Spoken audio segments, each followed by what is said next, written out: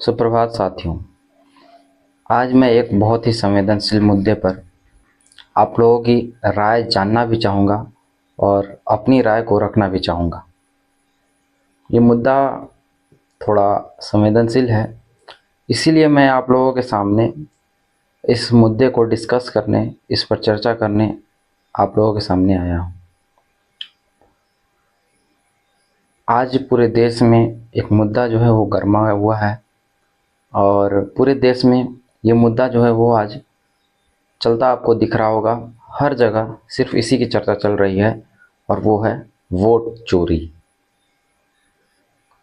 ये मुद्दा तो है ही, आप लोगों ने देखा होगा। इनफैक्ट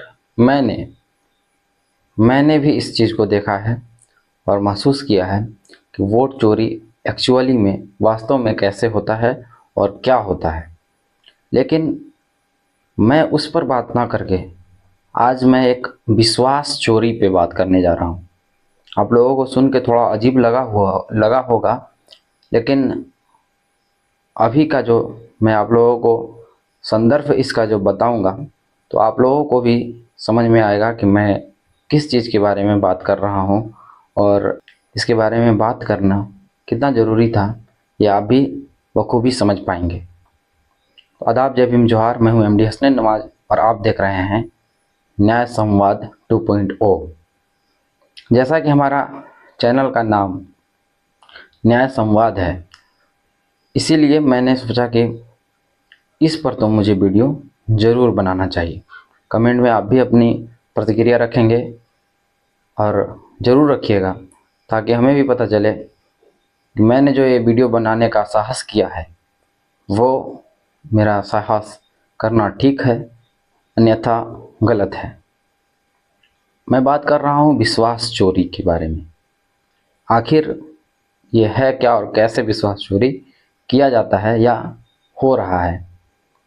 आप लोगों को मालूम होगा कि हर चुनाव के वक्त बहुत सारे नेता हमारे दरवाज़ों पे आते हैं और हमारे लोगों से, हम बहुजन लोगों से, हम जो मूल निवासी लोग हैं, भोले भाले लोग जो हैं, उनसे तरह तरह के वादे करते हैं और उन वादों के वजह से हम उनको अपना जो कीमती वोट है वो हम उनके हवाले कर देते हैं, उनको दान में दे देते हैं। लेकिन जब वो जीत जाते हैं, जब वो विधायक बन जाते हैं या किसी बड़े पोस्ट पर चले जाते हैं, उसके बाद वो क्या करते हैं, हमारे साथ विश्वासघात करते हैं, यानी कि विश्वास का चोरी करते हैं, विश्वास की चोरी करते हैं। और ये आप अपने आसपास ज़रूर देख रहे होंगे। अभी जैसा आप लोगों ने देखा होगा कि 2024 में जब हमारे देश में लोकसभा चुनाव था, उस समय मैं एक बात अपने दर्शकों से भी पूछा करता था और जब मैं ग्राउंड रिपोर्टिंग किया करता था तो उस समय भी मैं जो भी हमारे दर्शक, हमारे जो भी मिलते थे जनता, उनसे मैं ये सवाल ज़रूर किया करता था, जो भी ममता भुइयां जी की सपोर्ट करते थे। मैं उनसे एक सवाल हमेशा किया करता था, क्या उनकी विचारधारा जो बीजेपी में थे तब उनकी विचारधारा जो थी, वो विचारधारा जेएमएम में आने में या आरजेडी में चले जाने से क्या वो विचारधारा ख़त्म हो जाती है, वो अपनी जो विचारधारा है उसे बदल लेते हैं, क्या उनकी विचारधारा चेंज हो जाती है?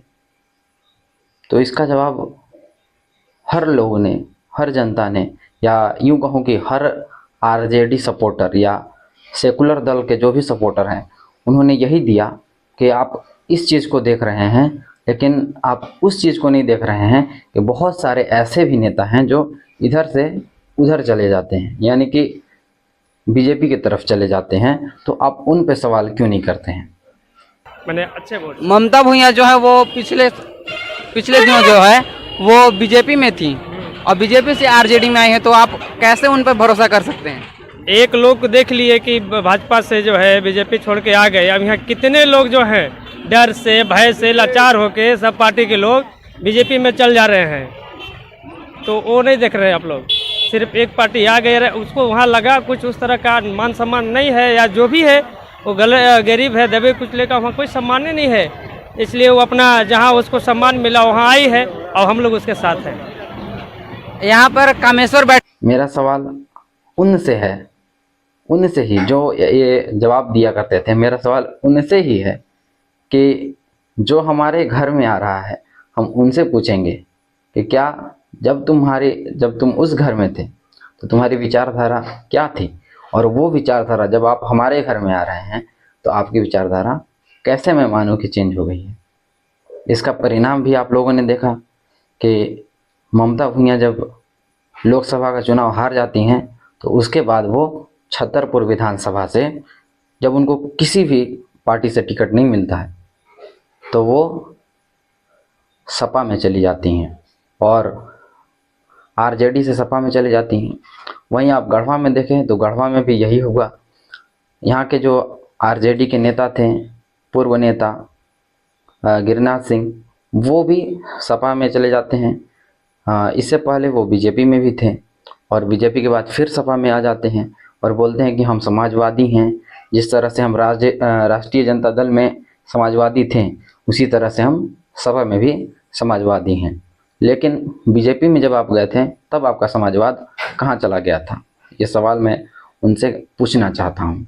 उसके अलावा जब वो ममता भुइयां की बात की जाए तो जब वो चुनाव हारने लगे या चुनाव हार गई, तब वो चुनाव के लिए यानी कि टिकट पाने के लिए वो सपा का दामन थामी और सपा के टिकट पर वो वहाँ से चुनाव लड़ी।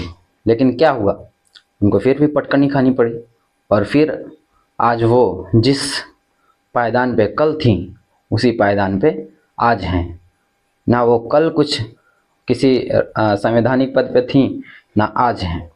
और अभी आरजेडी के गढ़वा जिला अध्यक्ष, पूर्व जिला अध्यक्ष, मैं पूर्व जिला अध्यक्ष इसलिए कह रहा हूँ क्योंकि आप ये फ़ोटो देखिए और इसके बाद आप समझ ही गए होंगे कि मैं पूर्व जिला अध्यक्ष क्यों कह रहा हूँ।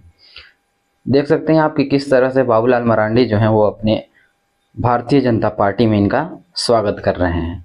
ये वही हैं जो कुछ दिनों पहले वक्फ अमेंडमेंट एक्ट, जो एक विशाल जुलूस निकाला गया था, एक विशाल प्रदर्शन किया गया था गढ़वा में, उसमें ये शामिल भी थे। लेकिन आज वो बीजेपी के अंदर हैं और एक पर्यावरण विभाग में बहुत अच्छे पोस्ट पे हैं। अब आप समझ सकते हैं कि मैं विश्वास चोरी के बारे में क्यों कह रहा हूँ। तो आरजेडी, मैं पार्टी को तो दोष नहीं दे सकता हूँ, लेकिन जो लोग हैं जो आपसे बहुत सारे वादे करते हैं और वादे करने के बाद आपसे हित है, आपके जो हितैषी बनते हैं, वो लोग आपके हित के बारे में सोचना छोड़ के अपने हित के बारे में सोचने लगते हैं। और ऐसे लोग चाहे वो किसी भी पार्टी में हों, वो हमेशा अपने हित के बारे में सोचते हैं और ऐसा आपको अब समझ में आ गया होगा। तो मैं आप लोगों को बस यही समझाना चाह रहा हूँ कि आप किसी भी नेता पर आंख बंद करके विश्वास न करें कि अगर वो दूसरे पार्टी से आया है तो वो साफ सुथरा हो गया है, पवित्र हो गया है। इस चीज़ को हम सबको समझने की ज़रूरत है और इसीलिए मैं इस वीडियो को बना रहा हूँ। इस वीडियो को बनाने का उद्देश्य मेरा यही था। अगर आप लोगों को वीडियो अच्छा लगा हो तो वीडियो को लाइक करें और कमेंट में अपनी प्रतिक्रिया ज़रूर से दें। धन्यवाद। मैं एमडी हसनैन नवाज।